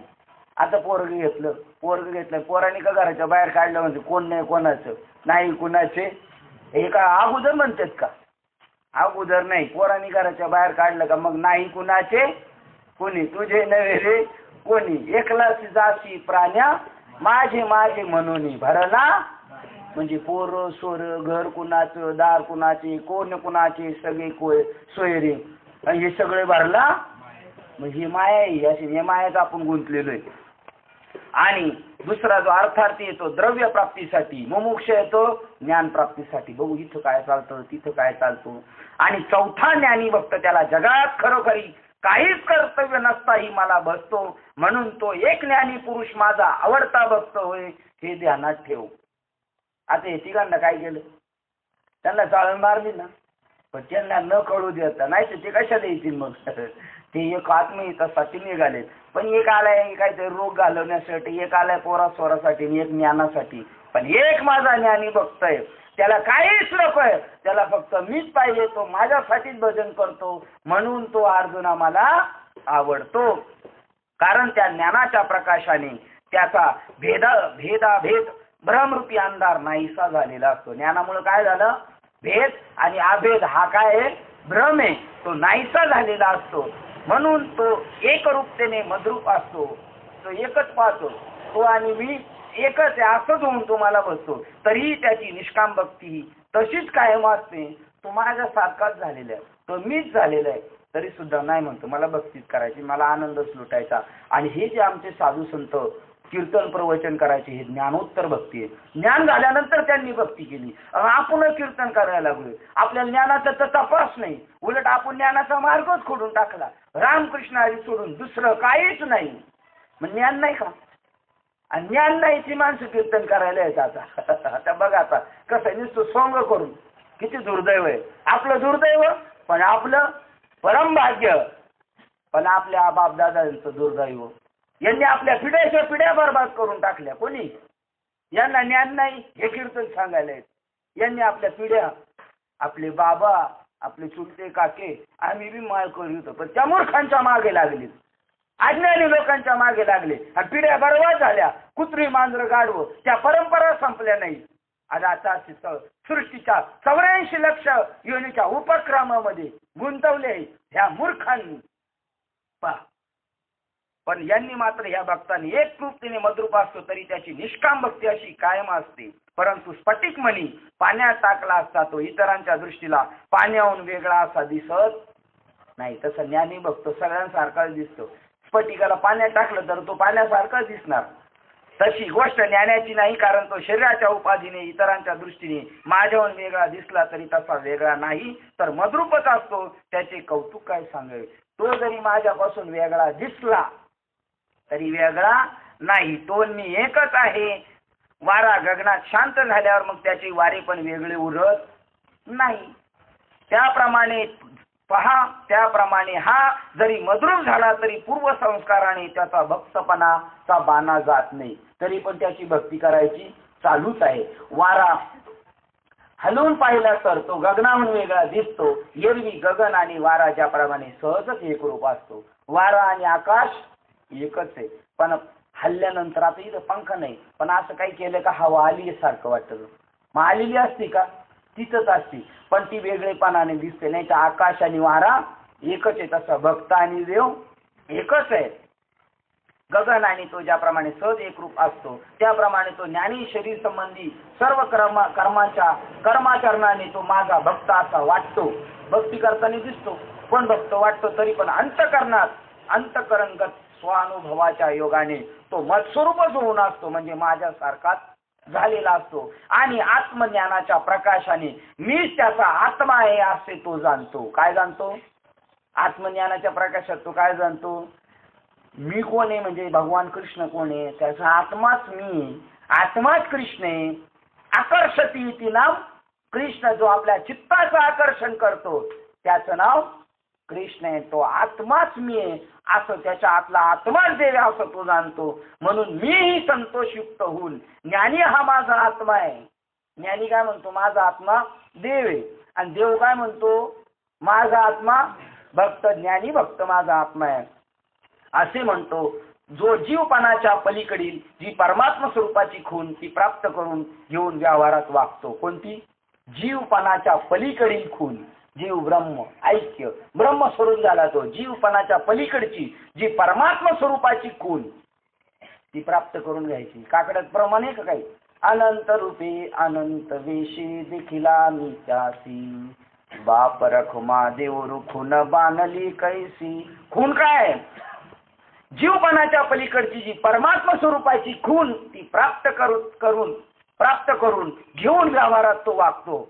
ब्रह्म आहे असं समजून व्यवहारात वागतो. तो केवळ देहधारी असल्यामुळे दिसणाऱ्यांना दिसणाऱ्या वेगळेपणाने माझ्यापासून सत्यत्वाने वेगळा होईल का? सांग बरे. जरी तो 2 दिसला तरी 2 होईल का? नाही, तो एकच आहे. म्हणून आपल्या हिताकरता हवा तो मनुष्य माझी भक्ती करतोच आहे, परंतु मी ज्याच्यावर प्रीती करतो असा एक भक्त म्हणजे फक्त ज्ञानी होईल. आपण नको ज्ञानी व्हायला? आपल्याला ज्ञान मिळाल्यानंतर नको का ज्ञानी व्हायला? आपण ज्ञान मिळून बी शेण खावा का? आपण नाही खावा. म्हणून आपापल्या हिताकरता हवा तो मनुष्य भक्ती करतो. सगळेच भक्ती करतात, पण मी त्यांच्यावर प्रेम करत नाही. परंतु मी ज्याच्यावर प्रीती करतो असा एक भक्त आहे, तो म्हणजे फक्त ज्ञानी होय. उदाहरणार्थ गाडगे बाबांनी दृष्टांत सांगितला. एकदा नारद महर्षी हे मोठं बाळ घेऊन चालले होते बघलं. म्हणजे एक जो वैद्य राग होता बिचारा, औषधं द्यायचा, आजारी पाजारी पडणाऱ्या लोकांना 1 रुपया घ्यायचा नाही, काय नाही, स्वकष्टाने काम करून हे दवापाणी करायचा फावल्या वेळात. तो म्हणला नारद मुनी कुठं चालले? म्हणला आणि काय तुमच्या बघलीत? म्हणला हे मोठं बाळ आहे. काय म्हणला? म्हणला देव ज्यांना आवडतो ना त्यांची याच्यात नाव आहेत सगळी. कोण आवडतो? देव ज्यांना आवडतो त्यांची याच्यात नाव आहे. म्हणलं आपलं नाव आहे का? बघा ना त्याच्यात. लय नारद मुनीने चाललं, पण काय करावं, नावच नाही निघालं त्याचं. कारण ती लिस्ट कोणाची होती? देव ज्यांना आवडतो त्यांची त्याच्यात नाव होती. ते गेले हिरमुसलेवाने, गेलं आपलं कामधंदा करीत राहिलो. 8 दिवसांनी परत नारद महर्षी आले. चोपडी बारीक, चोपडी बारीक. म्हणलं बाबा चोपडी बारीक का झाली? तारखा कमी झाल्या म्हणले. चोपडी बारीक म्हणले ही कसली चोपडी? म्हणले देव ज्यांना आवडतो त्यांची नाव होती. आता देवाला जे आवडतात त्यांची याच्यात नाव आहे. म्हणलं बघा ना या लिस्ट मध्ये आपलं नाव आहे का? उचकलो, पहिलंच नाव दिगंबर महाराज नांदे, पहिलंच नाव त्यांचं त्याच्यात निघालं. बघा मग आता ही चोपडीत आपलं नाव असं ना, देवाच्या चोपडीत आपले मोबाईलचा नंबर जर एखाद्या बाबाच्या याच्यामध्ये सेवा असेल तर बाबाला वाटलं नाही पाहिजे डिलीट करावं म्हणून, हे वाटलं पाहिजे देवाला आवडतो असा भक्त. देव म्हणतात मी ज्याच्यावर प्रीती करतो असा एक भक्त म्हणजे फक्त ज्ञानी होय. हे पहा दुधाच्या आशेने गाई कोणा, हे पहा दुधाच्या आशेने गाईला कोण भाला घालीत नाही. स्वार्थी माणसं गाईला भाला घालतात. कशासाठी? तसे मंदिरात बी असतात ना. कशासाठी? गाईसाठी का दुधासाठी? खाटी झाल्यावर लगेच काढून टाकतील. हे पहा दुधाच्या आशेने गाईला कोण भाला घालीत नाही, सगळेच घालतात. कसा त्या वत्साचा बलवत्तर प्रेमभाव असतो पहा. म्हणूनच जोराच्या भाल्यापासून वासरास वाटेल त्यावेळी दूध पाजते. आणि दुधाला गाईला फक्त पाणवण्यासाठी वासरू का ती पाणवली का वड मार्ग सगळं काढून घेतात, चापटी मारून मारून सगळं. आणि मग हे माईचे लाल दोघे बिवंदर सोड रे सोड त्याला. आता काय सोड, आता सगळं काढून घेतलं. पण गाई म्हणली लबाडांनो तुमच्यापासून मी लपून ठेवलाय ज्याचा, तुम्ही काही केलं तर. आणि मग आता बघ कशी लबाडी म्हणली आता सगळा पानं सोडलाय. लबाड हे काय हे? म्हणून दोराच्या भाल्यापासून वासरास वाटेल त्यावेळी दूध पाजते. का तर त्याला दुसरे काही एक माहीत नसते. त्या वासराला कोण माहिती? भक्त.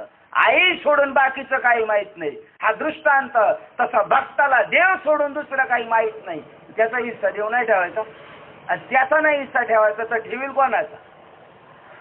का तर त्याला काही दुसरे काही एक माहीत नसते. आपल्या तन मन प्राणाने त्याला एक आईलाच ओळखीत असते. ते वासरू तनाने मनाने आणि कायेने प्राणाने आईलाच ओळखते. आणि जी वस्तू पुढे पाहिल ती माझी आईच आहे असे म्हणते. जे जे भेटे भूत ते ते मानी जे भगवंत. अशा प्रकारे वासरू गायीचे अनन्य भक्त असते. म्हणून त्यावर गाय ही तशीच प्रीती करते. आपण जसं देवाला भजू तसं देव आपल्याला भजू. आपण जर लंगडी एकादश करत असेल तर देव बी आपल्याला लंगडे पांगडे नक्कीच करणार. अशा प्रकारे गायीला अनन्य असते. म्हणून त्यावर गायी तशीच प्रीती करते. यास्तव लक्ष्मीपती भगवान श्रीकृष्ण जे बोलले ते अगदी खरे आहे असे महाराज म्हणतात.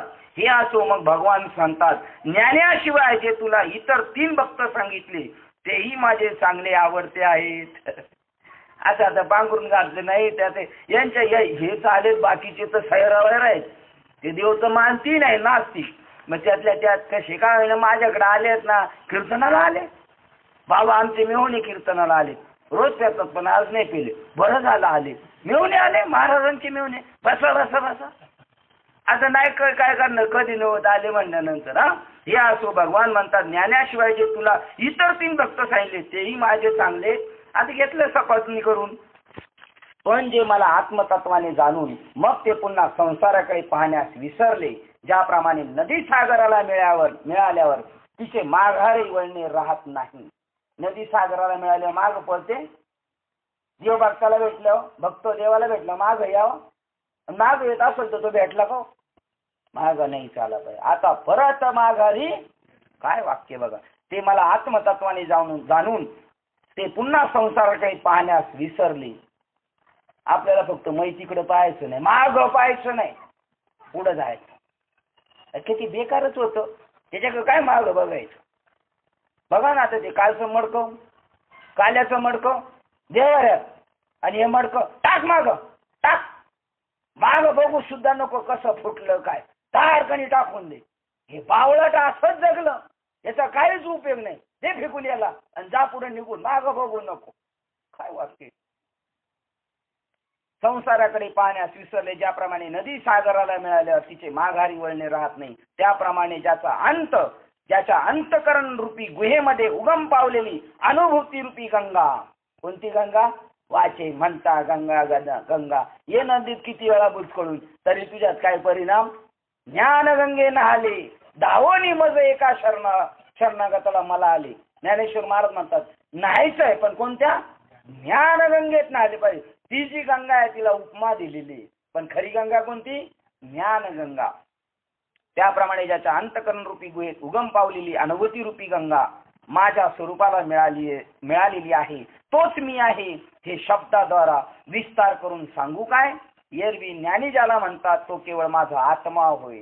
किती देव त्याला डोक्यावर घेतो. देवाचा आत्मा म्हणजे ज्ञानी भक्त आहे हे सांगू नये, पण काय करावे ही न बोलण्याची गोष्ट तुला प्रसंगाने सांगितली. थांबूया, आपली वेळ झाली. न गोष्ट बोलणारे बोलावं लागली आता देवाला. ज्ञानी देवाचा आत्मा झालेला आहे. एवढं देव निखळ प्रेम करतो. एवढं प्रेम कोणासाठी नसतं, राखून ठेवलेलं प्रेम असतं बरं का. सेपरेट खास ठेवलेला राखून माल. किती आलिम जेवून गेले तरी ते तू आते तुझ्यासाठी खास ठेवलेलंच आहे. तसं देवाने खास राखून ठेवलेलं 126 क्रमांकाची ओळ. ज्ञानी माणूस देवाला आवडतो आणि आपण तेच करायचं. आवडे देवाशी तो ऐका प्रकार, नामाचा उच्चार रात्रंदिवस. रात्रंदिवस आपली त्याच गोष्टीशी एकनिष्ठता राहिली पाहिजे. शरीर कर्म करील, काय प्रमाण आहे का तुमचा? शरीर कामधंदा करतोय आणि मी इकडे देह प्रपंचाचा दास, देह प्रपंचाचा दास, सुखी करू काम, सुखी करू तुझे रूप चित्ती राहू, मुखी तुझे नाम. आवडे देवाशी तो ऐका प्रकार, नामाचा उच्चार रात्रंदिवस. रात्रंदिवस नामस्मरण. आणि शरीर करीन ना काम, त्याचं ते काम करीन, आपण आपलं काम करायचं. गीत मानगडायचे. शरीर त्याचं काम करीन आणि आपण आपलं काम करायचं. आपण आणि शरीर वेगळे का? एक अरे वेगळे बाबा. शरीर वेगळे, त्याचं ते काम करीन, आपण आपलं काम करायचं. किती मोठी खिचडी कालाया. शरीर शरीराचं काम करीन, आपण शरीर वेगळे आहे. मी म्हणजे आत्मा आहे आणि शरीर मात्र माझे. शरीर शरीराचं काम करेल. ज्ञानी व्हायचं, ज्ञान घ्यायचं, साधू शोधायचा, त्याच्याकडून आत्मज्ञान घ्यायचं. ते ज्ञान पैगा बरवे. ज्याने आत्मज्ञान भेटल का मग माणूस संसाराकडे माग वळून बघणार आणि देवाचा आवडता होईल. आवड देवाशी तो ऐका, नामाचा उच्चार रात्रंदिवस. त्याच्यासाठी गळ्यात तुळशी माळ पाहिजे, गोपीचंदन टिळा. आणि आपल्या माणसाबद्दल काय पाहिजे? हृदयी कळवळा वैष्णवांचा. आषाढी कार्तिकी, एक आषाढी आणि एक कार्तिकी सोडायची, एक घ्यायची सोडायची, एक घ्यायची सोडायची. आषाढी कार्तिकी पंढरीची वारी. याच्यापेक्षा साधन निर्धारी. आणि मग तो एका जनार्दनी आईसा ज्याचा नेम, तो देवा परम पूज्य जगी, तो देवाला पूज्यस्थानी.